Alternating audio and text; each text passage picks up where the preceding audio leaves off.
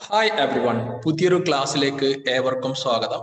നമ്മൾ ഇന്ന് മുതൽ പുതിയൊരു സീരീസ് സ്റ്റാർട്ട് ചെയ്യാണ്. +1 കോമേഴ്സ് വിദ്യാർത്ഥികളെ അവരുടെ പരീക്ഷയ്ക്ക് വേണ്ടി സജ്ജരാക്കുക എന്ന ഉദ്ദേശത്തോടു കൂടി തന്നെ accountancy, business, economics, computer application ക്ലാസ്സുകൾ നമ്മൾ ഈ ചാനലിൽ അപ്ഡേറ്റ് ചെയ്യുന്നതായിരിക്കും. നിങ്ങൾ ഈ ക്ലാസ് ആദ്യമായിട്ടാണ് കാണുന്നതെങ്കിൽ ചാനൽ സബ്സ്ക്രൈബ് ചെയ്യുക, അതുപോലെ തന്നെ നിങ്ങളുടെ ഫ്രണ്ട്സിനും ഷെയർ ചെയ്ത് കൊടുക്കുക, സപ്പോർട്ട് ചെയ്യുക. ഇന്നത്തെ ക്ലാസ് +1 അക്കൗണ്ടൻസിയിലെ വളരെ പ്രധാനപ്പെട്ട ഒരു പോർഷൻ ആണ് ഇന്ന് ഡിസ്കസ് ചെയ്യാൻ പോകുന്നത്. നമ്മളായിട്ട് ക്ലാസ് ഷെയർ ചെയ്യാൻ പോകുന്നത് അബ്ദുൽ നസീഫ് സാറാണ്. ഈ ഒരു മേഖലയിൽ കഴിഞ്ഞ 5-6 വർഷമായിട്ട് പ്രാഗൽഭ്യം തെളിയിച്ച അധ്യാപകൻ കൂടിയാണ്. വളരെ അനായാസേന ഇതെങ്ങനെയാണ് ചെയ്യുന്നത്, എങ്ങനെയാണ് ഈ ക്വസ്റ്റ്യനിൽ നിന്ന് നമുക്ക് സ്കോർ ചെയ്യാൻ പറ്റുന്നത് എന്നുള്ളതിനെ കുറിച്ചിട്ടാണ് നമ്മൾ നേരെ ക്ലാസ്സിലേക്ക് കടക്കാം.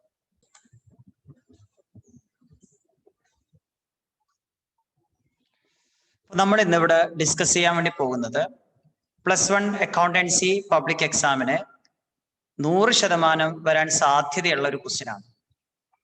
അപ്പോൾ നിങ്ങൾക്ക് എസ്എ ആയിട്ട് 8 മാർക്കിന് എന്തായാലും ചോദിക്കുന്ന ഒരു ക്വസ്റ്റ്യൻ ആണ്.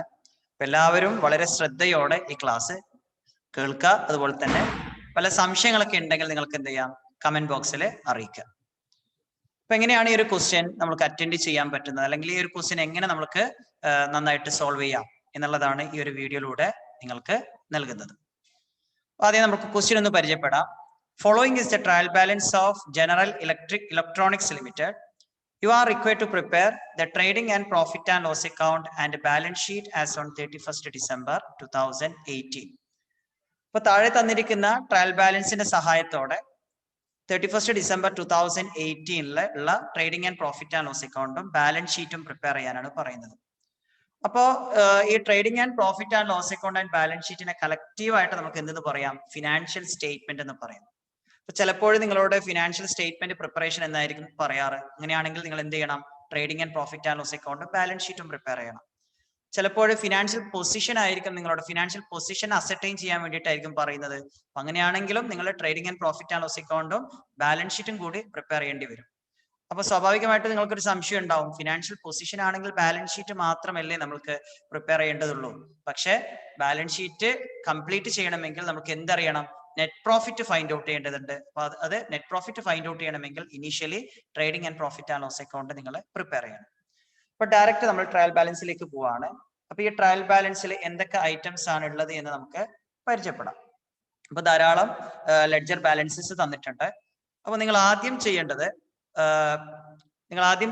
തന്നിരിക്കുന്ന ലെഡ്ജർ ബാലൻസസ് എവിടേക്കാണ് പോസ്റ്റ് ചെയ്യേണ്ടത് എന്ന് വ്യക്തമായിട്ട് നിങ്ങൾ മനസ്സിലാക്കിയിരിക്കണം. എല്ലാ ഐറ്റംസും ഒരു പെർട്ടിക്കുലർ അക്കൗണ്ടിലല്ല പോസ്റ്റ് ചെയ്യേണ്ടത്. ചില ഐറ്റംസ് ട്രേഡിംഗ് അക്കൗണ്ടിലാണ് പോസ്റ്റ് ചെയ്യേണ്ടത്, ചില ഐറ്റംസ് പ്രോഫിറ്റ് ആൻഡ് ലോസ് അക്കൗണ്ടിലാണ് പോസ്റ്റ് ചെയ്യേണ്ടത്. അതല്ലാത്ത പോർഷൻസ് എവിടെയാണ് പോസ്റ്റ് ചെയ്യേണ്ടത്, ബാലൻസ് ഷീറ്റിലാണ് പോസ്റ്റ് ചെയ്യേണ്ടത്. അപ്പൊ ബാലൻസ് ഷീറ്റിൽ തന്നെ നിങ്ങൾ എന്ത് ചെയ്യേണ്ടതുണ്ട്, ലയബിലിറ്റീസ് ആയിട്ട് എഴുതേണ്ട ഐറ്റംസ് ഉണ്ടാവും, അതുപോലെ തന്നെ അസറ്റ് ആയിട്ട് എഴുതേണ്ട ഐറ്റംസ് ഉണ്ടാവും. ഓക്കെ, അതുപോലെ തന്നെ ട്രേഡിംഗ് അക്കൗണ്ടിൽ നമ്മൾ ഡെബിറ്റിൽ എഴുതേണ്ട ഐറ്റംസ്, ക്രെഡിറ്റിൽ എഴുതേണ്ട ഐറ്റംസ് ഉണ്ട്. പ്രോഫിറ്റ് ആൻഡ് ലോസ് അക്കൗണ്ടിൽ ഡെബിറ്റിൽ എഴുതേണ്ട ഐറ്റംസ് ഉണ്ട്, ക്രെഡിറ്റിൽ എഴുതേണ്ട ഐറ്റംസ് ഉണ്ട്.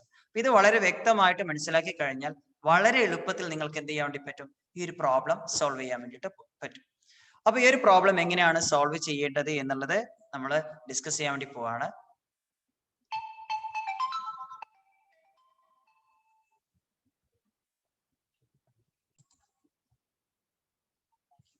ഇപ്പൊ ഈ ക്വസ്റ്റ്യനകത്ത് തന്നിരിക്കുന്ന ഐറ്റംസ് ഒക്കെ ഒന്ന് പരിചയപ്പെടാം. Opening stock. ഓപ്പണിംഗ് സ്റ്റോക്ക് എന്ന് പറയുമ്പോൾ നമുക്ക് അറിയാം, അതൊരു ട്രേഡിംഗ് അക്കൗണ്ടിൽ നമ്മൾ കൺസിഡർ ചെയ്യേണ്ട ഐറ്റം ആണ് ഓപ്പണിംഗ് സ്റ്റോക്ക്. ഓക്കെ, അപ്പൊ അത് നമ്മൾ എവിടെ പോസ്റ്റ് ചെയ്യാണ്, ഓപ്പണിംഗ് സ്റ്റോക്ക് ട്രേഡിംഗ് അക്കൗണ്ടിന്റെ ക്രെഡിറ്റ് സൈഡ് നമ്മൾ പോസ്റ്റ് ചെയ്യാണ്. ഡെബിറ്റ് സൈഡ് നമ്മൾ എന്ത് ചെയ്യുന്നു, അതിനെ പോസ്റ്റ് ചെയ്യുന്നു. ഡെബിറ്റ് സൈഡ് നമ്മൾ പോസ്റ്റ് ചെയ്യാണ് ഓപ്പണിംഗ് സ്റ്റോക്ക്.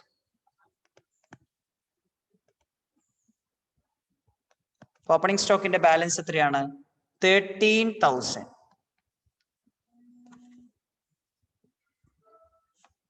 Next purchases. ഇപ്പൊ ഇവിടെ നമുക്ക് പർച്ചേസസ് ആൻഡ് സെയിൽസ് രണ്ട് വാല്യൂസും ഒന്നിച്ചാണ് ഇവിടെ തന്നിട്ട്, രണ്ട് ഐറ്റംസും ഒന്നിച്ചാണ് തന്നിട്ടുള്ളത്, പർച്ചേസസ് ആൻഡ് സെയിൽസ്. അപ്പൊ ഇവിടെ പർച്ചേസസിന്റെ വാല്യൂ എത്രയാണ്, 14,000. ഡെബിറ്റിലുള്ളത് പർച്ചേസിന്റെ വാല്യൂ ആണ്, ക്രെഡിറ്റിലുള്ളതാണ് സെയിൽസിന്റെ വാല്യൂ. ഓക്കെ, അപ്പൊ നമ്മൾ എന്ത് ചെയ്യണം, പർച്ചേസ്. അപ്പൊ ഇവിടെ പർച്ചേസിന്റെ വാല്യൂ നമ്മൾ എഴുതുന്നു. പർച്ചേസിന്റെ വാല്യൂ എത്രയാണ്? 14,000. ഇനി നെക്സ്റ്റ് നിങ്ങൾ ശ്രദ്ധിക്കുക, പർച്ചേസുമായി ബന്ധപ്പെട്ട വാല്യൂ നമ്മൾ എഴുതുമ്പോൾ അതിന് റിട്ടേൺസ് ഉണ്ട് എന്ന് നിങ്ങൾ ഉറപ്പ് വരുത്തണം. റിട്ടേൺസ് ഇല്ലെങ്കിൽ നിങ്ങൾക്ക് ഈ പർച്ചേസിന്റെ വാല്യൂ ഡയറക്റ്റ് ഔട്ടർ കോളത്തിൽ എഴുതാം. നമുക്ക് ഇവിടെ റിട്ടേൺസ് അവൈലബിൾ ആണ്. പക്ഷെ ആ റിട്ടേൺസ് ഏത് റിട്ടേൺ ആണ് എന്ന് സ്പെസിഫൈ ചെയ്യുന്നില്ല. അപ്പോൾ നമുക്ക് അതിൽ പർച്ചേസ് റിട്ടേണും സെയിൽസ് റിട്ടേൺ ഒന്നിച്ചാണ് ഇവിടെ തന്നിട്ടുള്ളത്. ഡെബിറ്റിൽ ഒരു റിട്ടേൺ കാണുന്നുണ്ട്, ക്രെഡിറ്റിൽ ഒരു റിട്ടേൺ കാണുന്നുണ്ട്. അപ്പൊ നിങ്ങൾ മനസ്സിലാക്കേണ്ടത് പർച്ചേസിന്റെ ബാലൻസ് ഡെബിറ്റ് ആണെങ്കിൽ പർച്ചേസ് റിട്ടേണിന്റെ ബാലൻസ് എന്തായിരിക്കും? ക്രെഡിറ്റ് ആയിരിക്കും. സോ നമ്മൾ എന്ത് ചെയ്യണം? പർച്ചേസിന്റെ റിട്ടേൺസ് അതിൽ നിന്ന് ലെസ് ചെയ്യാം. Less purchase return. എത്രയാണ് പർച്ചേസ് റിട്ടേണിന്റെ വാല്യൂ? 1500. ഇപ്പൊ 14,000 നിന്ന് 1500 മൈനസ് ചെയ്ത് കഴിഞ്ഞാൽ നമുക്ക് എത്രയാണ് കിട്ടുന്നത്? 12,500 ആണ് ബാലൻസ് കിട്ടുന്നത്. ഓക്കെ. അപ്പൊ അതിനുശേഷം നമ്മൾ എന്താ ശ്രദ്ധിക്കേണ്ടത്? സെയിൽസിന്റെ വാല്യൂ ഇവിടെ തന്നിട്ടുണ്ട്. ഇപ്പൊ സെയിൽസിന്റെ വാല്യൂ എന്ന് പറയുന്നത് ട്രേഡിംഗ് അക്കൗണ്ടിൽ എവിടെ കാണിക്കേണ്ടതാണ്? ക്രെഡിറ്റ് സൈഡിലാണ് കാണിക്കേണ്ടത്. സോ നമ്മളിവിടെ ക്രെഡിറ്റിൽ കാണിക്കുന്നു. സെയിൽസിന്റെ റിട്ടേൺസ് അവൈലബിൾ ആണ്. സെയിൽസിന്റെ വാല്യൂ ക്രെഡിറ്റ് ആണെങ്കിൽ സെയിൽസിന്റെ റിട്ടേൺസ് എന്തായിരിക്കും? ഡെബിറ്റ് ആയിരിക്കും. സോ നമ്മൾ എന്ത് ചെയ്യാണ്? 32,000 നിന്ന് എന്ത് ലെസ് ചെയ്യുന്നു? സെയിൽസ് റിട്ടേണിന്റെ വാല്യൂ ലെസ് ചെയ്യാണ്. സെയിൽസ് റിട്ടേണിന്റെ വാല്യൂ ലെസ് ചെയ്യാണ്. എത്രയാണ് സെയിൽസ് റിട്ടേണിന്റെ വാല്യൂ? 1000 ആണ്. അപ്പൊ 32,000 നിന്ന് 1000 റുപ്പീസ് മൈനസ് ചെയ്യുമ്പോൾ നമുക്ക് എത്ര കിട്ടും? 31,000 ആണ് കിട്ടുന്നത്. നെക്സ്റ്റ് നമ്മൾ ശ്രദ്ധിക്കാം, എന്താണ് നെക്സ്റ്റ് നമ്മൾ ഡയറക്റ്റ് എക്സ്പെൻസ് ആണ്. അപ്പൊ തന്നിരിക്കുന്നതിൽ ഡയറക്റ്റ് എക്സ്പെൻസിന്റെ ബാലൻസ് ഡെബിറ്റ് ബാലൻസ് ആണ്. അപ്പൊ ഏതൊക്കെ എക്സ്പെൻസ് ആണ് ഡയറക്റ്റ് എക്സ്പെൻസ് എന്നുള്ളത് നമ്മൾ ഐഡന്റിഫൈ ചെയ്യണം. അതെങ്ങനെ ഐഡന്റിഫൈ ചെയ്യാൻ വേണ്ടി പറ്റും? അത് പ്രൊഡക്ഷനുമായി ബന്ധപ്പെട്ട എക്സ്പെൻസുകൾ ഡയറക്റ്റ് എക്സ്പെൻസ് ആണ്. ഫാക്ടറിയുമായി ബന്ധപ്പെട്ട എക്സ്പെൻസ് ഡയറക്റ്റ് എക്സ്പെൻസ് ആണ്. അതുപോലെ തന്നെ ഗുഡ്സ് പർച്ചേസ് ചെയ്യുമ്പോൾ അതുമായി കണക്ട് ചെയ്യുന്ന എക്സ്പെൻസുകളൊക്കെ എന്താണ്? ഡയറക്റ്റ് എക്സ്പെൻസ് ആണ്. അപ്പോൾ ഇവിടെ വേജസ് എന്ന് പറയുന്നത് പ്രൊഡക്ഷനുമായി ബന്ധപ്പെട്ട ഒരു എക്സ്പെൻസ് ആണ്. ക്യാരേജ് ഇൻവേർഡ് എന്ന് പറയുന്നത് നമ്മൾ ഗുഡ്സ് പർച്ചേസ് ചെയ്യുന്നതുമായി ബന്ധപ്പെട്ട് വരുന്ന ഒരു എക്സ്പെൻസ് ആണ്. അപ്പൊ ആ തന്നിരിക്കുന്ന രണ്ട് എക്സ്പെൻസും നമ്മൾ എന്ത് ചെയ്യാം? ഡയറക്റ്റ് എക്സ്പെൻസ് ആയിട്ട് കൺസിഡർ ചെയ്യാം. ഇനി നമ്മൾ കൺസിഡർ ചെയ്യുമ്പോൾ അതുമായി ബന്ധപ്പെട്ട് എന്തെങ്കിലും അഡ്ജസ്റ്റ്മെന്റ് ഉണ്ടോ എന്ന് ചെക്ക് ചെയ്യണം. അപ്പൊ ഇവിടെ നോക്കുക, അഡ്ജസ്റ്റ്മെന്റ് ഇവിടെ അവൈലബിൾ ആണ്. വേജസിന്റെ ഔട്ട്സ്റ്റാൻഡിങ് അവൈലബിൾ ആണ്. അപ്പൊ എന്താണ് ഈ ഔട്ട്സ്റ്റാൻഡിങ് എന്നുകൊണ്ട് ഉദ്ദേശിക്കുന്നത്? Amount due but not paid. Okay, amount കൊടുക്കേണ്ട സമയമായിട്ടുണ്ട്, പക്ഷെ എന്ത് ചെയ്തിട്ടില്ല? അത് ഇതുവരെ കൊടുത്തിട്ടില്ല. സോ നമ്മൾ എന്ത് ചെയ്യണം? മാച്ചിങ് കൺസെപ്റ്റിന്റെ അടിസ്ഥാനത്തിൽ എന്താണ് അഡ്ജസ്റ്റ്മെന്റ് ആയിട്ട് നമ്മൾ ആഡ് ചെയ്യണം. അപ്പൊ നമ്മൾ വേജസ് എഴുതുന്നു. ഓക്കെ, വേജസിന്റെ ബാലൻസ് എത്രയാണ്? ട്രയൽ ബാലൻസിൽ തന്നിട്ടുള്ളത് 2,000 റുപ്പീസ് ആണ്. ആ 2,000ന്റെ കൂടെ നമ്മൾ എന്ത് ആഡ് ചെയ്യുന്നു? അഡ്ജസ്റ്റ്മെന്റിൽ തന്നിട്ടുള്ള ഔട്ട്സ്റ്റാൻഡിങ് എന്താ ചെയ്യേണ്ടത്? കൺസേൺഡ് എക്സ്പെൻസിന്റെ കൂടെ നമ്മൾ ആഡ് ചെയ്യണം. ഓക്കെ, ഇവിടെ വേജസ് ഔട്ട്സ്റ്റാൻഡിങ്ങിന്റെ ബാലൻസ് എത്രയാണ്? ഔട്ട്സ്റ്റാൻഡിങ് എമൗണ്ട് എത്രയാണ്?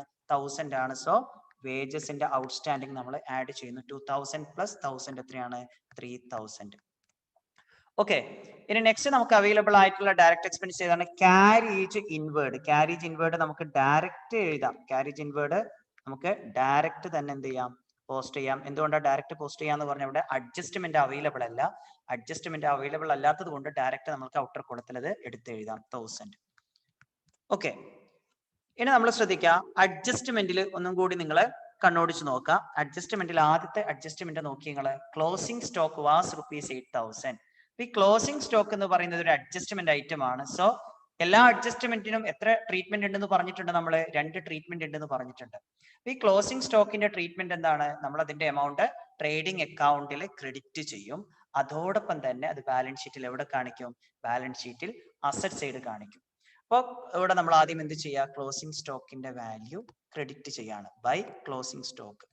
ഇവിടെ നമുക്ക് 2 ബൈ എന്നുള്ള യൂസേജ് വേണമെങ്കിൽ നിങ്ങൾക്ക് എന്ത് ചെയ്യാം? യൂസ് ചെയ്യാം, അല്ലെങ്കിൽ നിങ്ങൾക്ക് ഒഴിവാക്കാം. നിങ്ങളുടെ ടെക്സ്റ്റ് ബുക്കിൽ എന്ത് ചെയ്തിട്ടില്ല? 2 ബൈ യൂസേജ് ഉപയോഗിച്ചിട്ടില്ല. അപ്പൊ നമുക്ക് വേണമെങ്കിൽ എന്ത് ചെയ്യാം? അത് ഒഴിവാക്കാം. ഓക്കെ, സെയിൽസിന്റെ വാല്യൂ നമ്മൾ എഴുതി, സെയിൽസ് റിട്ടേൺ അതിൽ നിന്ന് മൈനസ് ചെയ്തു. അതുപോലെ തന്നെ ക്ലോസിംഗ് സ്റ്റോക്കിന്റെ വാല്യൂ നമ്മൾ ഇവിടെ എഴുതാണ്. ക്ലോസിംഗ് സ്റ്റോക്കിന്റെ വാല്യൂ എത്രയാണ്? 8,000 ആണ് ക്ലോസിംഗ് സ്റ്റോക്കിന്റെ വാല്യൂ. ഇത്രയും ചെയ്തതിന് ശേഷം നമുക്ക് ഓൾമോസ്റ്റ് എന്ത് കംപ്ലീറ്റ് ആയിട്ടുണ്ട്? ഇവിടെ ട്രേഡിംഗ് അക്കൗണ്ട് കംപ്ലീറ്റ് ആയിട്ടുണ്ട്. അപ്പൊ ട്രേഡിംഗ് അക്കൗണ്ടിന്റെ റിസൾട്ട് നമ്മൾ ഫൈൻഡ് ഔട്ട് ചെയ്യാണ്.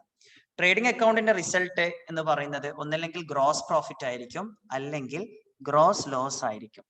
ഓക്കെ, അപ്പൊ ഗ്രോസ് പ്രോഫിറ്റ് ആണെങ്കിൽ ഏത് എക്സസ് ആയിരിക്കണം? ക്രെഡിറ്റ് ഏതിനേക്കാൾ എക്സസ് ആയിരിക്കണം? ഡെബിറ്റിനേക്കാൾ എക്സസ് ആയിരിക്കണം. അങ്ങനെയാണെങ്കിൽ ഗ്രോസ് പ്രോഫിറ്റ് ആയിരിക്കും, അതർവൈസ് ഗ്രോസ് ലോസ് ആയിരിക്കും. ഇപ്പൊ ഇവിടെ നോക്കുക നിങ്ങൾ, നമുക്ക് ക്രെഡിറ്റിൽ 31,000ഉം 8,000ഉം ടോട്ടൽ എത്രയാണ് വരുന്നത്? 39,000 ആണ്. അപ്പൊ ഡെബിറ്റിൽ എന്തില്ല? 39,000-നേക്കാൾ കുറവാണ് എന്ന് നമുക്ക് ഒറ്റ നോട്ടത്തിൽ മനസ്സിലാക്കാൻ വേണ്ടി പറ്റുന്നുണ്ട്. അപ്പൊ നമ്മളിവിടെ ബാലൻസ് ചെയ്യുമ്പോൾ ഇവിടെ 39,000 എന്ന് എഴുതുന്നു. 39,000 എന്ന് എഴുതിയിട്ട് ഷോർട്ടുള്ള ഭാഗത്ത് നിന്ന് മൈനസ് ചെയ്യാം. അപ്പൊ 39,000-ൽ നിന്ന് എന്തൊക്കെ മൈനസ് ചെയ്യണം? ഡെബിറ്റിലുള്ള ബാലൻസുകൾ മൈനസ് ചെയ്യാം. 13,000 മൈനസ് ചെയ്യുന്നു, 12,500 മൈനസ് ചെയ്യുന്നു, 3,000 മൈനസ് ചെയ്യുന്നു, 1,000 മൈനസ് ചെയ്യുന്നു. അപ്പൊ നമുക്ക് എത്രയാണ് ബാലൻസ് ഇവിടെ കിട്ടുന്നത്? 9,500 ആണ് കിട്ടുന്നത്. 9,500. അപ്പൊ ആ ബാലൻസ് ആണ് നമ്മൾ ഇവിടെ എഴുതിയത്. അപ്പൊ ഇവിടെ ക്രെഡിറ്റ് കൂടുതലും ഡെബിറ്റ് കുറവാകുന്ന ആ ഒരു സിറ്റുവേഷൻ എന്ന് പറയുന്നത് എന്താണ്? ഗ്രോസ് പ്രോഫിറ്റ് ആണ്. നമ്മളിവിടെ ഗ്രോസ് പ്രോഫിറ്റ് ക്യാരി ഡൗൺ എന്ന് എഴുതുന്നു. അപ്പൊ ഈ ഗ്രോസ് പ്രോഫിറ്റിന്റെ എമൗണ്ട് നമ്മൾ എങ്ങോട്ടേക്കാണ് ട്രാൻസ്ഫർ ചെയ്യുന്നത്? That amount should be transferred to profit and loss account. എങ്ങോട്ടേക്കാണ് ട്രാൻസ്ഫർ ചെയ്യുന്നത്? പ്രോഫിറ്റ് ആൻഡ് ലോസ് അക്കൗണ്ടിലേക്കാണ് നമ്മളത് ട്രാൻസ്ഫർ ചെയ്യുന്നത്. ഓക്കെ, ഇവിടെ താഴത്തെ പാർട്ട് എന്ന് പറയുന്നത് പ്രോഫിറ്റ് ആൻഡ് ലോസ് അക്കൗണ്ട് ആണ്.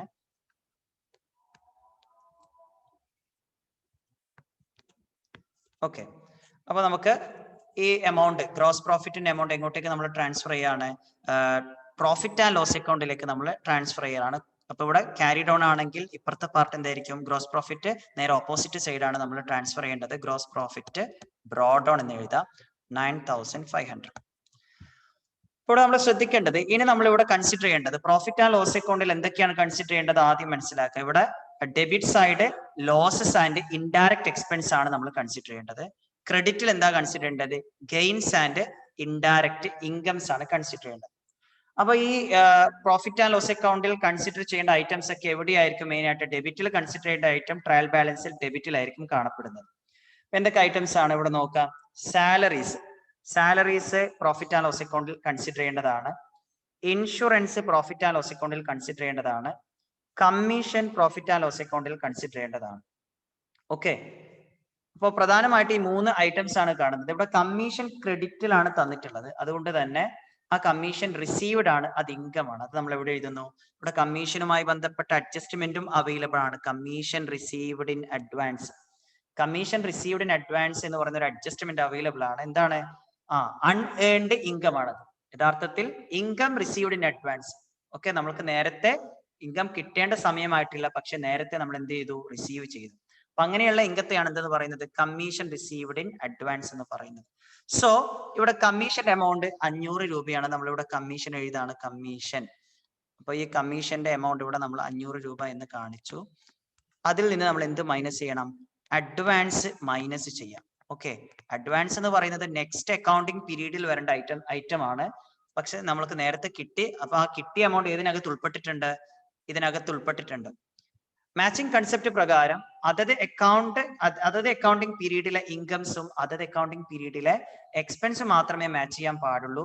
സോ കമ്മീഷൻ റിസീവ്ഡ് എന്ന് പറയുന്നത് നെക്സ്റ്റ് അക്കൗണ്ടിങ് പീരീഡിൽ വരുന്നതാണ്. കമ്മീഷൻ റിസീവ്ഡ് ഇൻ അഡ്വാൻസ് എന്ന് പറയുന്നത് നെക്സ്റ്റ് അക്കൗണ്ടിങ് പീരീഡിൽ വരുന്ന ഒരു ഐറ്റം ആയതുകൊണ്ട് നമ്മൾ എന്ത് ചെയ്യണം? അത് ഇൻകത്തിൽ നിന്ന് ഡിഡക്ട് ചെയ്ത് കാണിക്കണം. അപ്പൊ 500 മൈനസ് 100 എത്രയാണ് ഇവിടെ കാണിക്കേണ്ടത്? 400 ആണ്. നെക്സ്റ്റ് ഐറ്റം എന്ന് പറഞ്ഞാൽ ഇവിടെ സാലറിക്ക് അഡ്ജസ്റ്റ്മെന്റ് ഉണ്ടോ എന്ന് ചെക്ക് ചെയ്യുക. സാലറിക്ക് അഡ്ജസ്റ്റ്മെന്റ് ഇല്ലാത്തത് കൊണ്ട് നമുക്ക് എന്ത് ചെയ്യാം?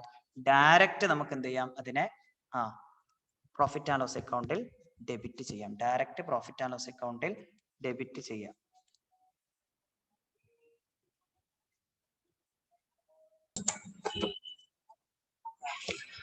നെക്സ്റ്റ് ഐറ്റം എന്ന് പറയുന്നത് സാലറി ആണ്. അപ്പൊ സാലറിയുമായി ബന്ധപ്പെട്ട അഡ്ജസ്റ്റ്മെന്റ് ഇല്ലാത്തത് കൊണ്ട് നമുക്ക് എന്ത് ചെയ്യാം? ഡയറക്റ്റ് പ്രോഫിറ്റ് ആൻഡ് ലോസ് അക്കൗണ്ടിലേക്ക് അത് പോസ്റ്റ് ചെയ്യാം.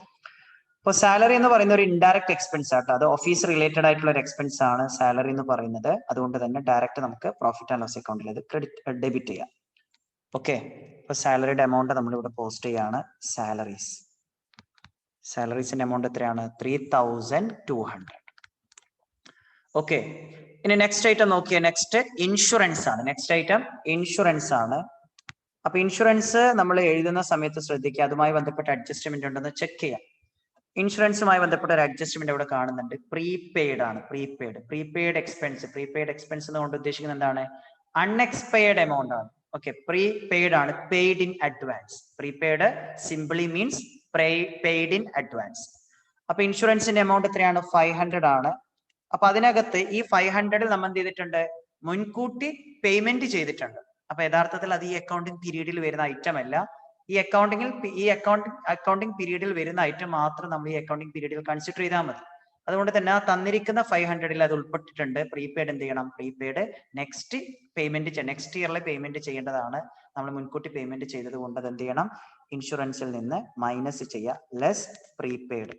ഈ പ്രീപെയ്ഡ് എക്സ്പെൻസിന്റെ മറ്റൊരു പേരാണിത് അൺഎക്സ്പയർഡ് എന്നൊക്കെ പറയാറുണ്ട് കേട്ടോ. സോ 500 നിന്ന് 200 മൈനസ് ചെയ്യുക. അപ്പൊ എത്ര വരും? 300 ആണ് വരുന്നത്. ഓക്കെ, ഇനി നമുക്ക് ഏതെങ്കിലും ഐറ്റംസ് ഉണ്ടോ നോക്കാം. പ്രോഫിറ്റ് ആൻഡ് ലോസ് അക്കൗണ്ടിൽ കൺസിഡർ ചെയ്യേണ്ട ഐറ്റംസ് ഉണ്ടോ? ഒരു ഐറ്റംസും ഇല്ല. ഇനി നമുക്ക് അവൈലബിൾ ആയിട്ടുള്ള ബാക്കിയുള്ള ബാലൻസ് എന്ന് പറയുന്നത് അസറ്റും ലാബിലിറ്റീസ് ആണ്. സോ നമ്മൾ ഇതിനകത്ത് കൺസിഡർ ചെയ്യേണ്ട. പക്ഷേ ഇവിടെ അവസാനത്തെ അഡ്ജസ്റ്റ്മെന്റ് നോക്കിയാൽ നമ്മൾ ആദ്യത്തെ 3 അഡ്ജസ്റ്റ്മെന്റും ഓൾറെഡി ഇവിടെ കൺസിഡർ ചെയ്തു. എല്ലാ അഡ്ജസ്റ്റ്മെന്റും 2 ടൈംസ് എടുക്കണം എന്ന് പറഞ്ഞിട്ടുണ്ട്. അപ്പൊ അവസാനത്തെ അഡ്ജസ്റ്റ്മെന്റ് ഏതാണ്? ഡിപ്രീസിയേഷൻ ആണ്. ഡിപ്രീസിയേഷൻ ഏത് അസറ്റിനാണ് ഡിപ്രീസിയേഷൻ സംഭവിച്ചിട്ടുള്ളത്? ഫർണിച്ചർ എന്ന് പറയുന്ന അസറ്റിനാണ് ഡിപ്രീസിയേഷൻ സംഭവിച്ചിട്ടുള്ളത്. എന്താണ് ഡിപ്രീസിയേഷൻ എന്ന് പറഞ്ഞാൽ? Depreciation simply means decrease in the value of asset due to tear and wear. നമ്മൾ അസറ്റ് യൂസ് ചെയ്യുമ്പോൾ അതിനുണ്ടാകുന്ന തേയ്മാനം, ഓക്കെ, അതിനെയാണ് എന്തെന്ന് പറയുന്നത്? ഡിപ്രീസിയേഷൻ എന്ന് പറയുന്നത്. അപ്പൊ ഇവിടെ നോക്കി എത്ര ശതമാനമാണ് ഡിപ്രീസിയേഷൻ ഫർണിച്ചറിന് സംഭവിച്ചിട്ടുള്ളത്? 10% സംഭവിച്ചിട്ടുള്ളത്. അപ്പൊ 4000 രൂപ വിലമതിക്കുന്ന ഫർണിച്ചറിന് എത്ര ശതമാനം ഡിപ്രീസിയേഷൻ സംഭവിച്ചു? 10% ഡിപ്രീസിയേഷൻ സംഭവിച്ചു. അപ്പൊ എത്ര വരും? 4000ന്റെ 10%, 4000ന്റെ 10% എന്ന് പറയുന്നത് 400 ആണ്. ഇപ്പൊ ഡിപ്രീസിയേഷൻ എമൗണ്ട് നമ്മൾ എങ്ങോട്ടേക്കാണ് ഡെബിറ്റ് ചെയ്യേണ്ടത്? പ്രോഫിറ്റ് ആൻഡ് ലോസ് അക്കൗണ്ടിലേക്കാണ് ഡെബിറ്റ് ചെയ്യേണ്ടത്. എല്ലാവർക്കും അറിയാം ഡിപ്രീസിയേഷൻ, ഫർണിച്ചറിന് ഡിപ്രീസിയേഷൻ സംഭവിക്കുന്ന സമയത്തുള്ള അതിന്റെ അഡ്ജസ്റ്റിംഗ് ജേർണൽ എൻട്രി എന്താണ്? Depreciation account debtor to furniture account. ഫർണിച്ചറിന്റെ ബാലൻസ് കുറയുന്നതുമായി ബന്ധപ്പെട്ട എൻട്രി ആണ്. ഇനി ആ ഡിപ്രീസിയേഷൻ എമൗണ്ട് നമ്മൾ ഇങ്ങോട്ടേക്ക് ട്രാൻസ്ഫർ ചെയ്യണം. That amount should be transferred to profit and loss account. So the journal entry is profit and loss account debtor to depreciation. So നമ്മൾ ഇവിടെ ഇതാണ് ഡിപ്രീസിയേഷൻ. അപ്പൊ ഡിപ്രീസിയേഷന്റെ വാല്യൂ ഇവിടെ ഫൈൻഡ് ഔട്ട് ചെയ്തിട്ടുണ്ട്. എത്രയാണ് ഡിപ്രീസിയേഷന്റെ വാല്യൂ? ഏതിന്റെ മുകളിലാണ്? ഏത് അസറ്റ് ആണോ ആ അസറ്റിന്റെ വാല്യൂ ഇൻറ്റു ക്വസ്റ്റ്യനിൽ തന്നിട്ടുള്ള പെർസെന്റേജ്. അത് എത്രയാണ്? 10%. അപ്പൊ മൊത്തത്തിൽ കിട്ടി 400 ആണ് നമുക്ക് ഡിപ്രീസിയേഷന്റെ വാല്യൂ കിട്ടുന്നത്. ഓക്കെ, അപ്പൊ ഡിപ്രീസിയേഷനും കൂടി നമ്മൾ എന്ത് ചെയ്തു? പരിഗണിച്ചു. ഇനി ശ്രദ്ധിക്കുക, നമ്മൾ എന്ത് ഫൈൻഡ് ഔട്ട് ചെയ്യാണ്? Gross profit or gross loss find out, net profit or net loss ആണ് നമ്മൾ ഫൈൻഡ് ഔട്ട് ചെയ്യേണ്ടത്. അപ്പൊ ഇവിടെ നോക്കാം, ഓൾറെഡി ട്രേഡിംഗ് അക്കൗണ്ട് ക്ലോസ് ചെയ്തു. ഇനി ക്ലോസ് ചെയ്തതിന് ശേഷമുള്ള ഭാഗം മാത്രം കൺസിഡർ ചെയ്താൽ മതി. ഒറ്റ നോട്ടത്തിൽ നമുക്ക് പറയാൻ വേണ്ടി പറ്റും ഏത് സൈഡാണ് കൂടുതൽ? ക്രെഡിറ്റ് സൈഡാണ് കൂടുതൽ. അപ്പൊ ക്രെഡിറ്റ് സൈഡ് എത്രയാണ് വരുന്നത്? ബാലൻസ് 9900 ആണ് ടോട്ടൽ വരുന്നത്. 9900. ഇവിടെ നമ്മൾ എന്ത് ചെയ്യുന്നു? 9900 ഇവിടെ കാണിക്കുന്നു. ഈ 9900ൽ നിന്ന് എന്ത് മൈനസ് ചെയ്യാണ്? 400 മൈനസ് ചെയ്യുന്നു, 300 മൈനസ് ചെയ്യുന്നു, 3200 മൈനസ് ചെയ്യുന്നു. അപ്പൊ നമുക്ക് ഇവിടെ എത്രയാണ് ബാലൻസ് കിട്ടിയത്? 6000 ആണ് ബാലൻസ് കിട്ടിയത്. ഈ 6000 എവിടെയാണ്? Excess of income over expenses is called profit എന്ന് നമ്മൾ പഠിച്ചിട്ടുണ്ട്. ഇവിടെ ഫസ്റ്റ് ചാപ്റ്ററിൽ പഠിച്ചിട്ടുണ്ട്. സോ നമുക്ക് ഈ കിട്ടിയ റിസൾട്ടിനെ നമുക്ക് എന്തെന്ന് വിളിക്കാം?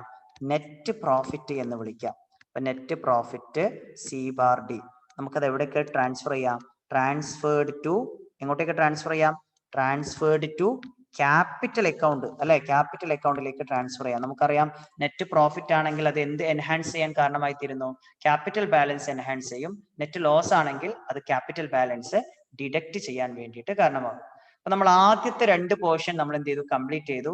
ഏകദേശം 8 മാർക്കിൽ നിങ്ങൾക്ക് 5 മാർക്ക് വരെ കിട്ടേണ്ട കാര്യങ്ങളാണ് ഇപ്പൊ നമ്മൾ ചെയ്തിട്ടുള്ളത്. ഇനി നെക്സ്റ്റ് പാർട്ട് എന്ന് പറയുന്നത് ഫിനാൻഷ്യൽ പൊസിഷൻ അസർട്ടൈൻ ചെയ്യണം. അപ്പൊ ഫിനാൻഷ്യൽ പൊസിഷൻ അസർട്ടൈൻ ചെയ്യാൻ വേണ്ടിയിട്ട് നമ്മൾ എന്താണ് പ്രിപ്പയർ ചെയ്യേണ്ടത്? ബാലൻസ് ഷീറ്റ് ആണ് പ്രിപ്പയർ ചെയ്യേണ്ടത്. ഈ ബാലൻസ് ഷീറ്റ് എന്ന് പറയുന്നത് ഒരു പെർട്ടിക്കുലർ ഡേറ്റിലാണ് നമ്മൾ പ്രിപ്പയർ ചെയ്യുന്നത്. അതുകൊണ്ടാണ് നമ്മൾ എന്ത് യൂസ് ചെയ്യുന്നത്? ആസ് ഓൺ എന്ന് യൂസ് ചെയ്യാം, ആസ് അറ്റ് എന്ന് നമുക്ക് യൂസ് ചെയ്യാം. ബാലൻസ് ഷീറ്റ് ആസ് അറ്റ് എന്നോ ആസ് ഓൺ എന്നോ നമുക്ക് യൂസ് ചെയ്യാം. എന്ത് യൂസ് ചെയ്യരുത്? Balance sheet for the year ending എന്നുള്ള യൂസേജ് പാടില്ല. ആസ് ഓൺ അല്ലെങ്കിൽ ആസ് അറ്റ് എന്നുള്ള യൂസേജ് ആണ് നമ്മൾ ചെയ്യേണ്ടത്. അപ്പൊ ബാലൻസ് ഷീറ്റിനകത്ത് എന്തൊക്കെ ഐറ്റംസ് ആണ് നമ്മൾ കാണിക്കേണ്ടത് എന്ന് നമുക്ക് ഓൾറെഡി നമ്മൾ പഠിച്ച കാര്യമാണ്, അല്ലെ? ചാപ്റ്റർ നമ്പർ 9th നമ്മൾ വളരെ ഡീറ്റെയിൽഡ് ആയിട്ട് പഠിക്കുന്നുണ്ട്. ബാലൻസ് ഷീറ്റിൽ അസറ്റ് കാണിക്കണം, അതുപോലെ തന്നെ ലാബിലിറ്റീസും ക്യാപിറ്റലാണ് നമ്മൾ കാണിക്കേണ്ടത്. അപ്പൊ ചുരുക്കി പറഞ്ഞാൽ അക്കൗണ്ടിങ് ഇക്വേഷൻ നമ്മൾ എവിടെയാണ് സോൾവ് ചെയ്യുന്നത്? ബാലൻസ് ഷീറ്റിലാണ് നമ്മൾ സോൾവ് ചെയ്യുന്നത്. അപ്പൊ നമുക്ക് നോക്കാം എന്തൊക്കെ ഐറ്റംസ് ആണ് ഇവിടെ അസറ്റ് ആയിട്ട് തന്നിട്ടുള്ളത്. ഡെപ്റ്റേഴ്സ് അസറ്റ് ആണ്. ഡെപ്റ്റേഴ്സ് എന്ന് പറയുന്നത് അസറ്റ് ആണ് അല്ലെ. ഓക്കെ, ഡെപ്റ്റേഴ്സ് എന്ന് പറയുന്നത് അസറ്റ് ആണ്. അതുപോലെ തന്നെ ഫേർണിച്ചർ അസറ്റ് ആണ്, ബിൽഡിംഗ് അസറ്റ് ആണ്. അപ്പൊ ഈ 3 ഐറ്റംസ് ആണ് പ്രധാനമായിട്ട് നമുക്ക് അസറ്റ് ആയിട്ട് തന്നിട്ടുള്ളത്. ഡെപ്റ്റേഴ്സ്, അതുപോലെ തന്നെ ബിൽഡിംഗ്, ഫേർണിച്ചർ. ഓക്കെ, അപ്പൊ നമുക്ക് നോക്കാം. അത് നമ്മൾ എവിടത്തേക്ക് പോസ്റ്റ് ചെയ്യാണ്? അസറ്റ് സൈഡ് പോസ്റ്റ് ചെയ്യാണ്. ഡെപ്റ്റേഴ്സ്. ഓക്കെ, ഡെപ്റ്റേഴ്സ് അസറ്റ് ആണ്. അതുപോലെ തന്നെ ഫേർണിച്ചർ. ഓക്കെ, ഫേർണിച്ചർ അസറ്റ് ആണ്. ഫേർണിച്ചർ ഇവിടെ എഴുതുമ്പോൾ ശ്രദ്ധിക്കുക, ഫേർണിച്ചർ 4000 ആണ് ഇതിന്റെ ബാലൻസ് ഉണ്ടായിരുന്നത്. പക്ഷെ ആ ഫേർണിച്ചറിന് എന്ത് സംഭവിച്ചു? ഡിപ്രീസിയേഷൻ സംഭവിച്ചു. ഓൾറെഡി പറഞ്ഞതാണ്, അഡ്ജസ്റ്റ്മെന്റ് ഐറ്റംസ് 2 തവണ കൺസിഡർ ചെയ്യണം. അപ്പൊ നമ്മൾ ഡിപ്രീസിയേഷൻ അഡ്ജസ്റ്റ്മെന്റ് ഒന്ന് പഠിച്ച്, ഡിപ്രീസിയേഷൻ അഡ്ജസ്റ്റ്മെന്റിൽ വന്നു കഴിഞ്ഞാൽ എന്താ ചെയ്യേണ്ടത്? ഫസ്റ്റ് ഓഫ് ഓൾ നമ്മൾ ഏത് അസറ്റിനാണോ ഡിപ്രീസിയേഷൻ സംഭവിച്ചത് ആ അസറ്റിന്റെ മുകളിൽ അതിന്റെ ഡിപ്രീസിയേഷന്റെ എമൗണ്ട് കണ്ടുപിടിക്കുകയും ആ പെർസെന്റേജ് വെച്ചിട്ട് ഡിപ്രീസിയേഷൻ എമൗണ്ട് കണ്ടുപിടിച്ചിട്ട് that amount should be debited to profit and loss account and also deducted from concerned asset in balance sheet. Balance ഷീറ്റിൽ നിന്ന് എന്ത് ചെയ്യണം? നമ്മൾ അതിന്റെ എമൗണ്ട് മൈനസ് ചെയ്യണം. അപ്പൊ ഡിപ്രീസിയേഷൻ എമൗണ്ട് എത്രയാണ്? ഡിപ്രീസിയേഷന്റെ എമൗണ്ട് 400 ആണ്. അപ്പൊ 4000 നിന്ന് 400 മൈനസ് ചെയ്ത് കഴിഞ്ഞാൽ 3600 കിട്ടി. അതുപോലെ തന്നെ നെക്സ്റ്റ് ബാലൻസ് ഏതാണ്? ബിൽഡിംഗ് ആണ്. ബിൽഡിംഗ്. ഓക്കെ, നെക്സ്റ്റ് ഐറ്റം എന്ന് പറയുന്നത് ബിൽഡിംഗ് ആണ്. അപ്പൊ നമുക്ക് നോക്കാം അതിന്റെ എമൗണ്ട് എത്രയാണെന്ന് നോക്കാം. ഫേർണിച്ചറിന്റെ എമൗണ്ട് ഓൾറെഡി നമ്മൾ അവിടെ സ്റ്റേറ്റ് ചെയ്തിട്ടുണ്ട്. ഡെപ്റ്റേഴ്സിന്റെ എമൗണ്ട് 6000 ആണ്. ഡെപ്റ്റേഴ്സിന്റെ എമൗണ്ട് 6000 ആണ്. ബിൽഡിങ്ങിന്റെ എമൗണ്ട് 18000 ആണ്. അപ്പൊ ഡെപ്റ്റേഴ്സിന്റെ എമൗണ്ട് നമ്മളിവിടെ കാണിക്കുകയാണ് 6000. ബിൽഡിങ്ങിന്റെ എമൗണ്ട് എത്രയാണ്? 18000 ആണ് ബിൽഡിങ്ങിന്റെ എമൗണ്ട്. ഓക്കെ, ഇനി നമ്മൾ ശ്രദ്ധിക്കുക, ഏതെങ്കിലും അഡ്ജസ്റ്റ്മെന്റ് നമുക്ക് 2 തവണ എഴുതേണ്ട അഡ്ജസ്റ്റ്മെന്റ് എവിടെയും വരാറുണ്ട്? ബാലൻസ് ഷീറ്റിന്റെ അസറ്റ് സൈഡ് വരാറുണ്ട്. ആദ്യത്തെ അഡ്ജസ്റ്റ്മെന്റ് നോക്കിയ ക്ലോസിംഗ് സ്റ്റോക്ക്. ഈ ക്ലോസിംഗ് സ്റ്റോക്ക് ആദ്യത്തെ ട്രീറ്റ്മെന്റ് എവിടെയായിരുന്നു? That amount should be credited to trading account and also shown on the asset side of balance sheet. ഈ ക്ലോസിംഗ് സ്റ്റോക്കിന്റെ എമൗണ്ട് നമ്മൾ എവിടെ കാണിക്കണം? ബാലൻസ് ഷീറ്റിൽ അസറ്റ് സൈഡിൽ കാണിക്കണം. കാരണം ക്ലോസിംഗ് സ്റ്റോക്ക് ആയിട്ട് എന്തായിട്ട് ട്രീറ്റ് ചെയ്യണം? അത് ക്ലോസിംഗ് സ്റ്റോക്ക് കറണ്ട് അസറ്റ് ആയിട്ടാണ് നമ്മൾ ട്രീറ്റ് ചെയ്യേണ്ടത്. അതുപോലെ തന്നെ ഇവിടെ ഒരു പ്രീപെയ്ഡ് ഉണ്ട്. പ്രീപെയ്ഡ് എന്ന് പറയുന്നത് അതും കറണ്ട് അസറ്റ് ആയിട്ടാണ് നമ്മൾ ട്രീറ്റ് ചെയ്യേണ്ടത്. അപ്പോൾ ക്ലോസിംഗ് സ്റ്റോക്കിന്റെ വാല്യൂ, അതുപോലെ തന്നെ ഇൻഷുറൻസ് പ്രീപെയ്ഡിന്റെ വാല്യൂ, ആ എമൗണ്ട് മാത്രം, മൊത്തം എമൗണ്ട് അല്ല, ഇൻഷുറൻസ് പ്രീപെയ്ഡിന്റെ വാല്യൂ മാത്രം നമ്മൾ ഇവിടെ കാണിക്കാം? ബാലൻസ് ഷീറ്റിന്റെ അസറ്റ് സൈഡ് കാണിക്കാം. അപ്പൊ ക്ലോസിംഗ് സ്റ്റോക്കിന്റെ വാല്യൂ എത്രയാണ്? ക്ലോസിംഗ് സ്റ്റോക്ക് എന്ന് നമ്മൾ ഇവിടെ എഴുതുന്നു. ക്ലോസിംഗ് സ്റ്റോക്ക് അഡ്ജസ്റ്റ്മെന്റ് വാല്യൂ ആണ് 8000. നെക്സ്റ്റ് പ്രീപെയ്ഡിന്റെ വാല്യൂ എത്രയാണ്? 200 ആണ്. പ്രീപെയ്ഡ് ഇൻഷുറൻസ് ആണ്, അത് 200 ആണ്. ഓക്കെ, 200. ഇനി നെക്സ്റ്റ് നമ്മൾ എവിടെ നോക്കണം? ലാബിലിറ്റി സൈഡ് വരുന്ന ഐറ്റംസ് എന്തൊക്കെയാണെന്ന് നോക്കാം, ചെക്ക് ചെയ്യാം. ലാബിലിറ്റി സൈഡ് വരുന്ന ഐറ്റംസ് ഒന്ന് ക്രെഡിറ്റർ. ലാബിലിറ്റീസിൽ വരുന്ന ഐറ്റം ആണ് ക്രെഡിറ്റർ. ഓക്കെ, നമ്മൾ ഇവിടെ എഴുതുന്നു ക്രെഡിറ്റർ. ക്രെഡിറ്ററിന്റെ എമൗണ്ട് എത്രയാണ്?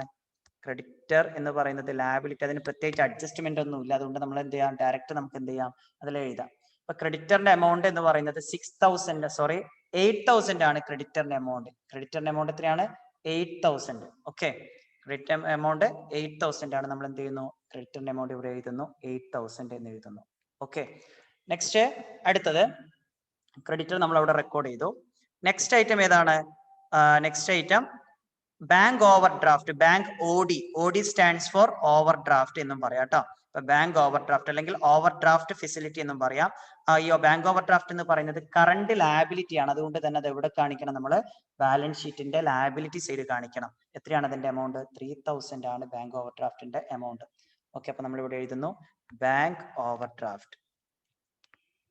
ബാങ്ക് ഓവർ ഡ്രാഫ്റ്റ് 3000 ആണ്. ഓക്കെ, ഇനി നെക്സ്റ്റ് നമുക്ക് നോക്കാം.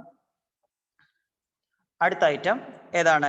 ക്യാപിറ്റൽ എന്ന് പറയുന്ന ഐറ്റം ആണ് നെക്സ്റ്റ് ഐറ്റം. അതിനു മുമ്പ് നമുക്ക് വേറെ ഏതെങ്കിലും അഡ്ജസ്റ്റ്മെന്റിൽ ലാബിലിറ്റി ആയിട്ട് ട്രീറ്റ് ചെയ്യേണ്ട ഐറ്റംസ് ഉണ്ടോ നോക്കാം. അവൈലബിൾ ആണ്. വേജസ് ഔട്ട്സ്റ്റാൻഡിങ് എന്ന് പറയുന്നത് എന്താണ്? ഒരു ലാബിലിറ്റി ആണ്. നമ്മൾ കൊടുക്കാനുണ്ട്, കൊടുത്തിട്ടില്ല. അപ്പൊ അതെന്താണ്? ഒരു ബാധ്യതയാണ്.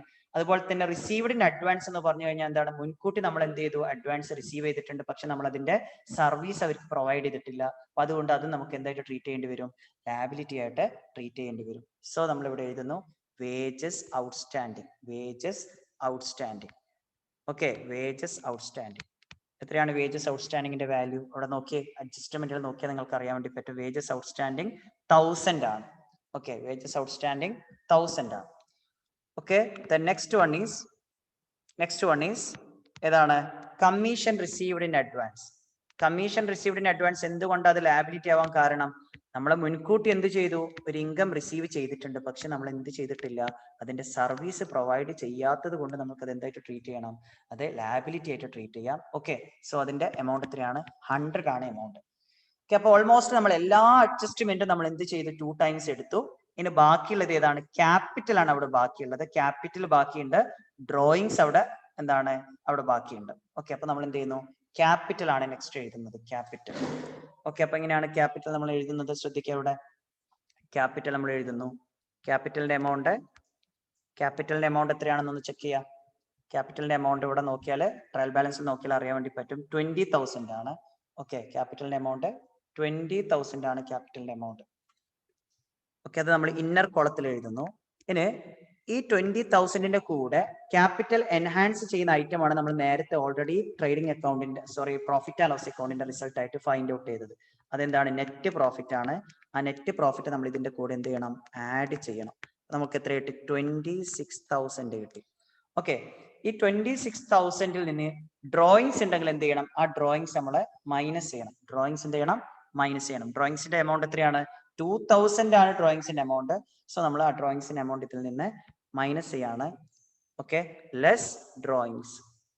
അപ്പോൾ ഡ്രോയിങ്സിന്റെ എമൗണ്ട് നമ്മൾ മൈനസ് ചെയ്യുന്നു. എത്രയാണ്? 2,000. അപ്പോൾ മൈനസ് ചെയ്ത് കഴിഞ്ഞാൽ നമുക്ക് എത്രയാണ് കിട്ടിയത്? 24,000 ആണ് ഇവിടെ കിട്ടുന്നത്. ഇത്രയും ചെയ്തതിന് ശേഷം നമ്മൾ എന്ത് ചെയ്യാം? അപ്പൊ നമ്മളിവിടെ എല്ലാ ബാലൻസുകളും, എല്ലാ എമൗണ്ടും നമ്മളിവിടെ എഴുതി. അതിനുശേഷം നമ്മൾ എന്ത് ചെയ്യുന്നു? അതിനുശേഷം നമ്മൾ ഇവിടെ ടോട്ടൽ ചെയ്യാണ്. ടോട്ടൽ ചെയ്യുമ്പോൾ നമ്മളുടെ ബാലൻസ് ഷീറ്റ് എന്ത് ചെയ്യണം? രണ്ട് സൈഡും, അസറ്റ് സൈഡും ലാബിലിറ്റി സൈഡും തുല്യമാണെങ്കിൽ നമ്മുടെ ആൻസർ കറക്റ്റ് ആണെന്ന് പറയാം. ഇല്ലാന്നുണ്ടെങ്കിൽ എവിടെയെങ്കിലും മിസ്റ്റേക്സ് വന്നതായിട്ട് നമുക്ക് മനസ്സിലാക്കേണ്ടതുണ്ട്. അപ്പൊ ഇവിടെ ക്രെഡിറ്റേഴ്സിന്റെ എമൗണ്ട് 8,000 ആണ്. ക്രെഡിറ്റേഴ്സിന്റെ amount 8,000 plus bank overdraft 3,000 plus 1,000 then 100 and finally 24,000. അപ്പൊ ഇവിടെ ഏകദേശം 36,100 ആണ് ഇവിടെ ബാലൻസ് കിട്ടുന്നത്, ടോട്ടൽ കിട്ടുന്നത്. ഓക്കെ, അതേപോലെ തന്നെ നമ്മൾ എവിടെയും ടോട്ടൽ ചെയ്യാം. ഇവിടെ 6,000 പ്ലസ് 3,600 പ്ലസ് 18,000 പ്ലസ് 8,000 പ്ലസ് 200.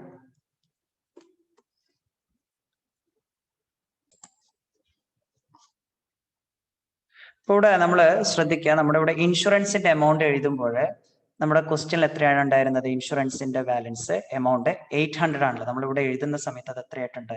500 ആയിട്ടുണ്ട്. അത് ജസ്റ്റ് ഒന്ന് നമുക്കൊന്ന് ചേഞ്ച് ചെയ്യാം.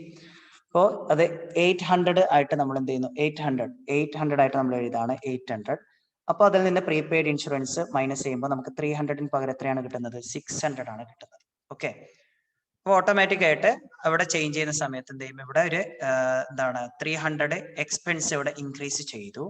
അതുകൊണ്ട് തന്നെ ഇവിടെ എന്താ സംഭവിച്ചത്? നമ്മുടെ പ്രോഫിറ്റ് ഒരു 300 കുറയുന്നു അല്ലെ? പ്രോഫിറ്റ് എത്രയായിട്ട് കുറയാണ്? 5,700 ആയിട്ട് കുറയാണ്. അപ്പൊ സ്വാഭാവികമായിട്ടും അങ്ങനെയുള്ള ഒരു ചേഞ്ച് ഇവിടെ വരുമ്പോൾ നമ്മൾ എന്താ ശ്രദ്ധിക്കേണ്ടത്? ഇവിടെ ഈ നെറ്റ് പ്രോഫിറ്റ് ഇവിടെ 5,700 എന്ന് വേണ്ട സ്ഥാനത്ത് നമ്മൾ 6,000 എന്ന് നമ്മൾ എഴുതിയ സ്ഥാനത്ത് അവിടെ നമ്മൾ എന്ത് ചെയ്യണം? അത് ചേഞ്ച് ചെയ്യണം. ചിലപ്പോൾ നമ്മുടെ ഏതെങ്കിലും എമൗണ്ട് നമ്മൾ എഴുതുന്നതിൽ ചിലപ്പോൾ മിസ്റ്റേക്ക് വന്നു കഴിഞ്ഞാൽ നിങ്ങൾ എന്ത് ചെയ്യേണ്ട ആവശ്യമില്ല, അതിനെ ടെൻഷൻ അടിക്കരുത്. നിങ്ങളൊന്ന് ചെക്ക് ചെയ്തതിന് ശേഷം എന്ത് ചെയ്യണം? അതൊന്ന് നിങ്ങൾ എഴുതിയ എമൗണ്ട് ഒക്കെ കറക്റ്റ് ആണോ എന്ന് നിങ്ങൾ എന്ത് ചെയ്യണം? ഒന്ന് ചെക്ക് ചെയ്യണം. ഓക്കെ, അപ്പൊ അത് ചെക്ക് ചെയ്തതിന് ശേഷം മാത്രം നിങ്ങൾ എന്ത് ചെയ്യാം?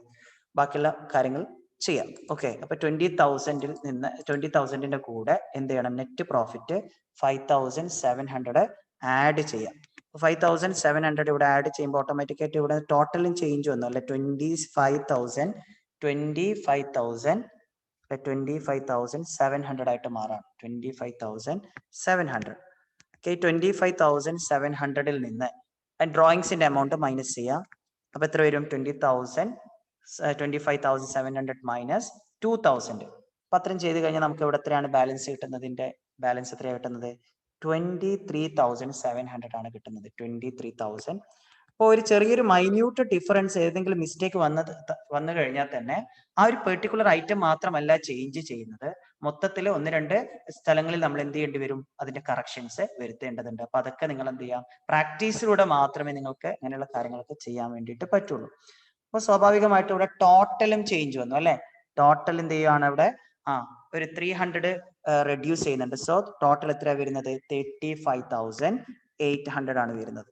നമ്മൾ ബാലൻസ് ഷീറ്റിന്റെ അസറ്റ് സൈഡ് ഒന്ന് എന്താ ചെയ്യാം, ടോട്ടൽ ചെയ്ത് നോക്കാം. ബാലൻസ് ഷീറ്റിന്റെ അസറ്റ് സൈഡ് ടോട്ടൽ ചെയ്യുന്ന സമയത്ത് എത്രയാണ് കിട്ടുന്നത്, 6,000 പ്ലസ് 3,600 പ്ലസ് 18,000 പ്ലസ് 8,000 പ്ലസ് 200.